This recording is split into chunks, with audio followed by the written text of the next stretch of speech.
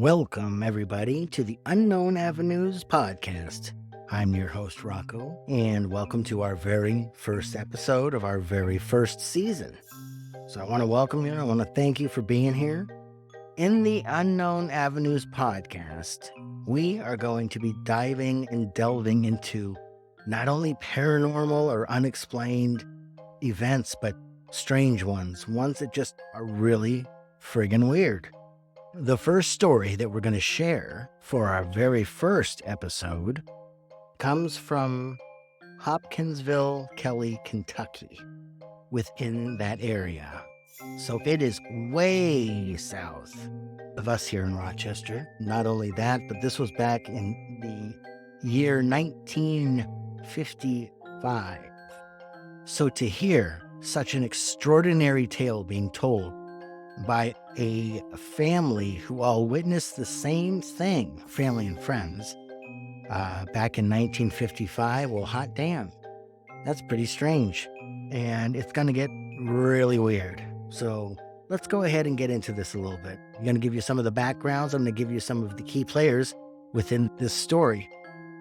It's also known as the Kelly-Hopkinsville Goblins case. So just imagine, if you will, let's go back to 1955, rural Kentucky, family and friends gathering at a small cabin / shack.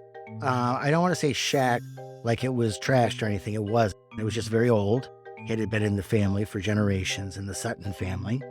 And every so often, everybody would meet there, the family with some of the friends and in-laws, and sit around and play cards and laugh and talk and tell stories and have a really good time. But tonight, the night of August 21st, that's going to be a little different for them. Not so much laughing, not so much having a good time, more being terrified and trying not to shit their pants. All right. So we have Glennie Langford. She is the matriarch of the tribe, of the family. She's only 50, but she's grandma, and she this is the house that's been in generations. She takes care of and lives in. She was a widow to her second husband, Oscar Langford. Her family included her son from her first marriage, and that would have been Elmer Lucky Sutton. They called him Lucky. That was his nickname. He was 25. And his wife, Vera, who was 29. Another son from Miss Glennie's first marriage was John Charlie J.C. Sutton, 21. He resided there in the cabin with his wife, Aline, who was 27. Furthermore, there were 3 children, Lonnie Langford, who was 12, Charlton Langford, who was 10, and Mary Langford, who was 7. They were the offspring to Glennie's second marriage to Oscar Langford. I hope you get all this. I want to make sure you know who all the players are here, because you might have to go back and go, wait a minute, which one was that? Okay, so they also had some guests over. They had Billy Ray Taylor, 21-year-old friend of Lucky, with Billy Ray's wife, June, who was 18. O.P. Baker, he was between the ages of 30 and 35, who happened to be Aline Sutton's brother. And if you remember, Aline Sutton was married to J.C. Sutton. So they had some friends over. They would occasionally come over and stay overnight at the farmhouse. It was just a more convenient commute to work. Now also, in addition to those present, 2 other adult sons from Mrs. Langford's first marriage, Tillman Sutton Jr. and Frank Sutton, and they resided in Hopkinsville. She also had a married daughter, Violet, who made her home in Michigan. Very interesting. So we got a lot of people here. We got about 11, 12 people here. To truly understand the Kelly-Hopkinsville encounter, we must first immerse ourselves into the rustic, tranquil backdrop against which these bewildering events unfolded. Picture, if you will, the rolling hills and sprawling fields of rural Kentucky in the mid-20th century. It's late summer of 1955, a time when the night sky was basically unpolluted by any city lights, revealing such a breathtaking tapestry of stars and constellations. I can only imagine how clear and beautiful their sky was back then. The air carries a distinct scent of earth, a mixture of freshly plowed soil and the sweet aroma of Kentucky bluegrass. Now shift your focus to a modest farmhouse located just outside the small towns of Kelly and Hopkinsville. This farmhouse will be the epicenter of our tale. The house itself, weathered by time and nestled amidst a sprawling expanse of land, bears the mark of a bygone era. It's a place where the family gathers, they laugh, and they just enjoy the daily rhythms of life. In peaceful harmony, really. They were happy. But on this particular evening, well, like I told you before, that's all going to change pretty damn quick. Now, as the sun dipped below the horizon and the darkness draped itself over the countryside, the stage was set for this encounter that would forever mystify those who witnessed it. A night when the unknown would descend upon the Sutton family and their guests, plunging them into a world beyond their wildest imagination. On that summer evening in 1955, the events unfolded around 7 p.m. that Sunday evening. It was during this time that Billy Ray Taylor, a dear friend of the Sutton family, ventured into the backyard to draw water from the well. What he witnessed would forever etch itself into his memory. A luminous, silvery object gleaming with an array of colors akin to a vivid rainbow. In eerie silence, this celestial visitor approached the house, glided gracefully overhead, paused momentarily in the sky, and then descended gently to the ground. So basically what I had read online was that where the UFO had landed, it wasn't like it landed right in front of Billy Ray.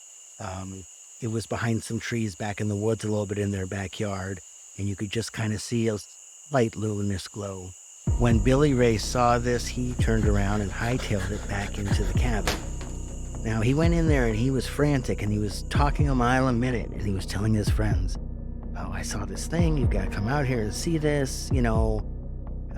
He was so adamant about it, and he was a little scared. And at first, his friends, they thought he was kidding around, assuming he was just joking around. Billy Ray and Lucky often played pranks on each other, so it wasn't too far out of the norm to expect some type of behavior like this from Billy Ray or Lucky. But Billy Ray seemed genuinely bothered by what he had seen, even though they tried to explain it as maybe he saw a shooting star or a meteor. Billy Ray, he turned to his wife, June, and asked her if she believed him. And, well, to them, the situation just seemed too ridiculous. And they all started laughing. And they all thought, if he had seen anything at all, it was a meteor, a shooting star, definitely not, creatures from beyond or a spaceship. So Billy Ray kind of sat back down. He was quiet for a bit. Everybody was going back to doing their thing, playing cards and chit-chatting and relaxing. And finally, Billy Ray convinced Lucky to go with him to the well. He said, "Look, you got to come see this thing. It landed right back out in the trees in the backyard. It's probably still there. Let's go." So Lucky wasn't sure what to think, but he could tell Billy Ray was genuinely scared. I mean, this guy was really, eyes wide, just couldn't shake it, So Billy Ray was genuinely scared. Now, when they walked out into the backyard, Billy Ray was pointing to the sky, showing Lucky where he had seen this thing fly across the sky. He said that the exhaust was like a rainbow color, and it was a silver saucer, and that it had, landed behind the trees. But they didn't really see anything at that point behind the trees. So as they were heading back to the cabin, they suddenly stopped in their tracks.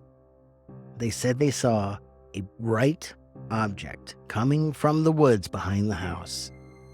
And as it came closer, they realized it was a small human-like creature. It had big eyes, and it seemed to float rather than walk. Its two arms were up in the air like it was surrendering.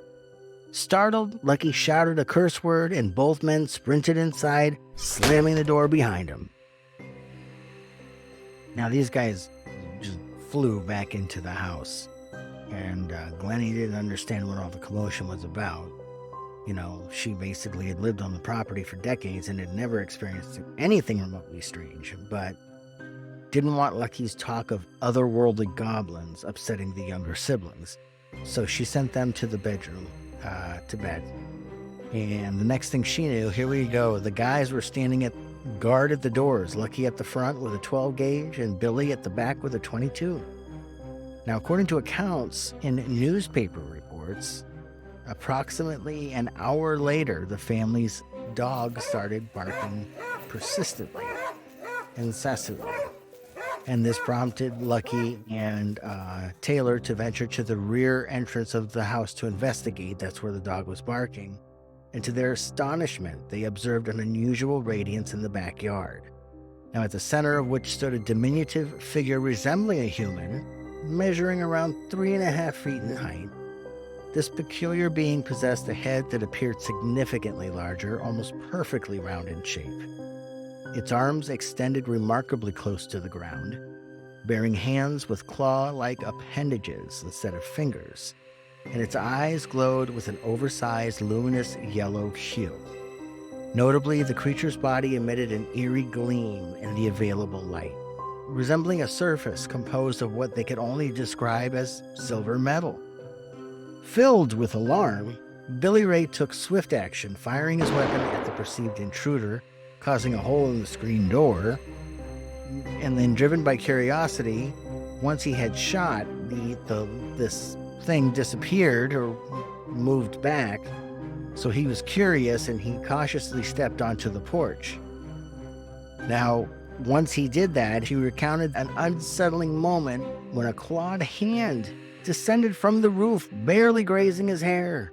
Aline, she saw this, sensing danger. She grabbed and pulled Billy Ray back into the safety of the house.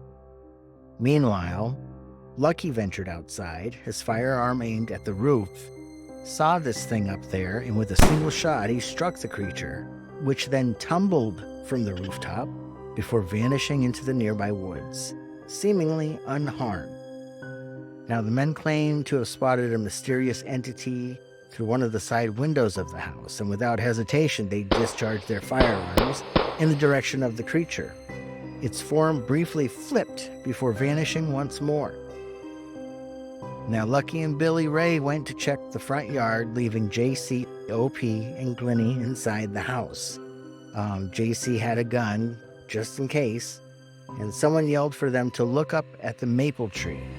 This time, everyone, including those in the house, could see one of the little men sitting on a branch above them.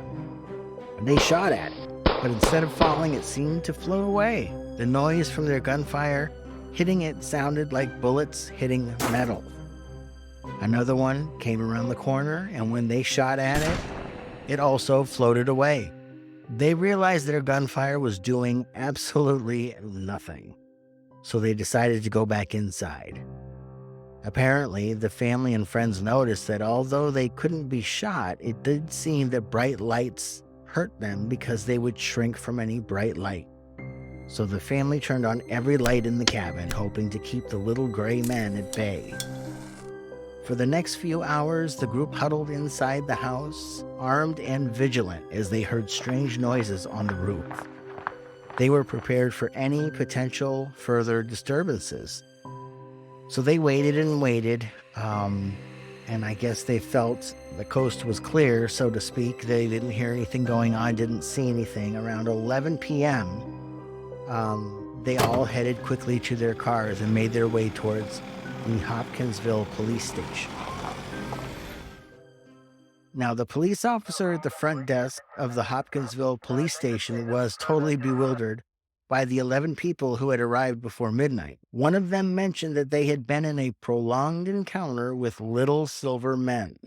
The officer may have found this hard to believe, but it was evident that something had genuinely frightened the group, especially considering they had young children with them out so late at night. Now, the officer called Chief Russell Greenwell, who promptly contacted the Kentucky State Police, the Christian County Sheriff's Office, and the Fort Campbell Army Base. Now, Fort Campbell also dispatched their own police personnel to the scene. The local newspaper also somehow caught wind of the incident and sent a staff photographer. And within an hour, a gathering of law enforcement, media personnel, they descended upon the farm where the family had returned. Despite searching the property with flashlights, the authorities found no trace of these little gray men. They did discover holes in the window screens and numerous spent shotgun shell casings. One officer noticed something glowing in the nearby woods, but a thorough search yielded nothing. Now, I really don't like that. What the hell do they mean, thorough search yielded nothing? Well, what happened to the glowing? Where did it go? Where was it? There's like no information on this. I would really love to get my hands on this police report, because it just doesn't make any sense. They saw something glowing, they went out there, didn't see anything.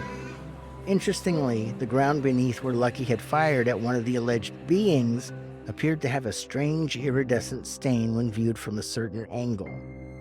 The family members were questioned individually, but their accounts of the night's events remained consistent. They all said the same thing. They all described fairly, pretty similar descriptions of what they saw. And after hours of unfruitful investigation, the police finally left. So the family went back in the house and decided that they were just going to hunker down for the night and figure out what to do in the morning.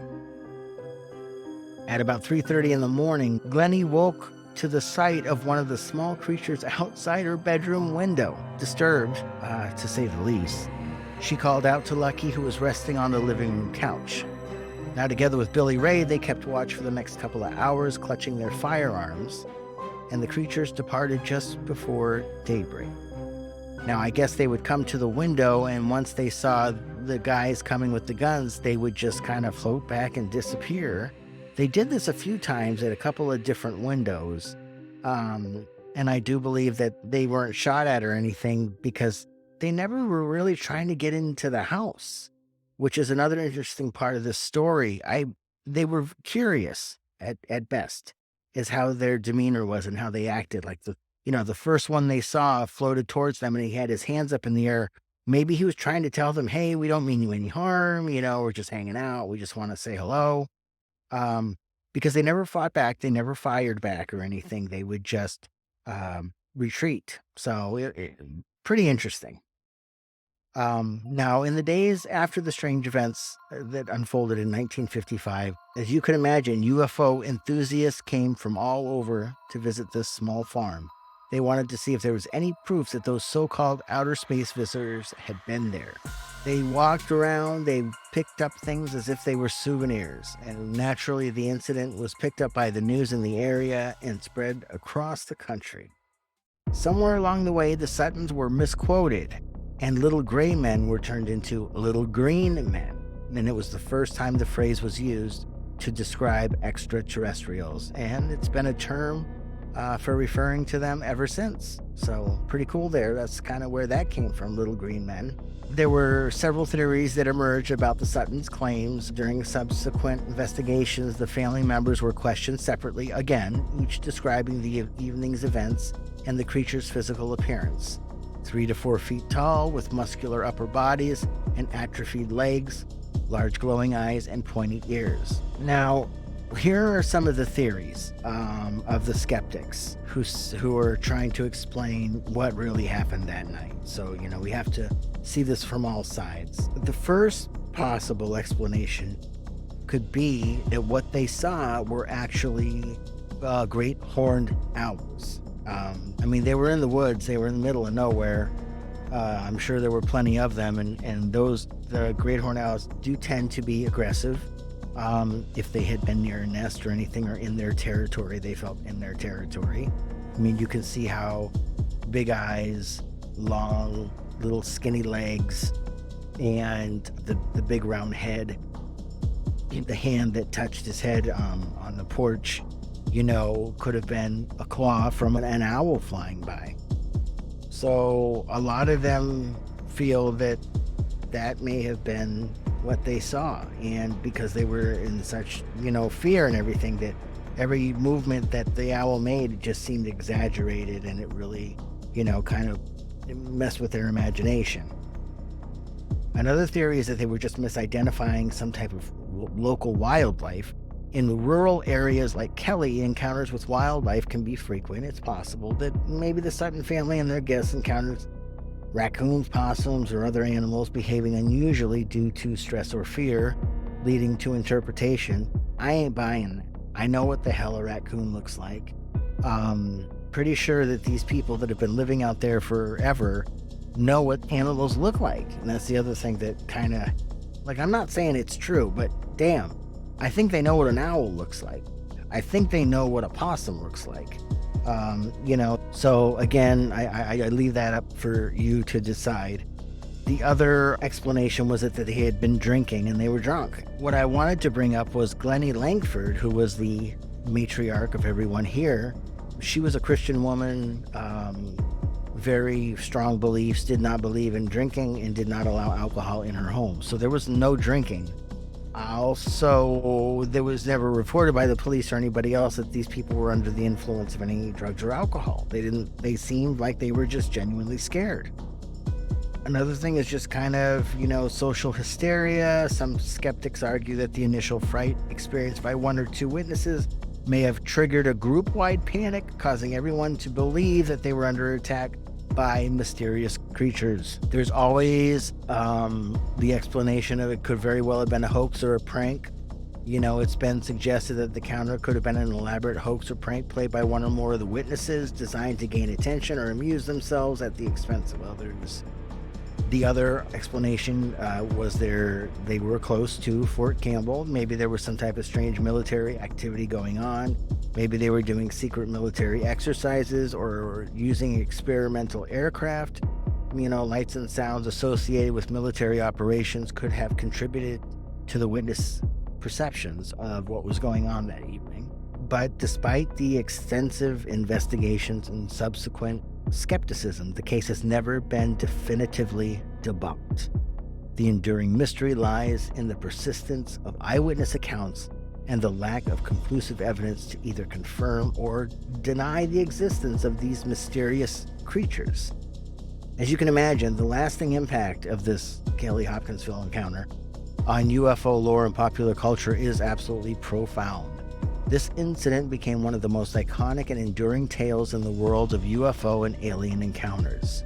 It contributed significantly to the public's fascination with extraterrestrial phenomena during the mid-20th century. The case has been frequently cited in books, documentaries, and discussions surrounding UFOs and alien encounters, and it continues to be a topic of interest for paranormal enthusiasts and researchers to this day. Here we are talking about it. In Kelly, they have what's called the Little Green Men Days Festival. There's a huge park complete with a playground and a giant UFO in the middle of it. And so they have carnival rides, cosplay, live music, food, and it's something they do every year, all kinds of attractions. So they do celebrate it. They finally decided after a few years that they were just going to embrace it and celebrate it, and that was going to be the end of it. So there you have it. There is the mysterious Kelly-Hopkins goblin. Like I said, these were people that had lived there most of their lives, and misidentifying wildlife just seems kind of silly to me. And maybe group panic can cause group hallucinations. That could be another reason. Just seems kind of odd. But the descendants of the family, the Sutton family, the ones who were children at the time, or even the ones that weren't there that heard the story, because they've kind of, told the story down generations and generations, they stand by it. Now, one of the things that did happen too was once the media found out, it was a friggin' frenzy at their home at the farmhouse. And after about 10 days, they just couldn't take it anymore and they left.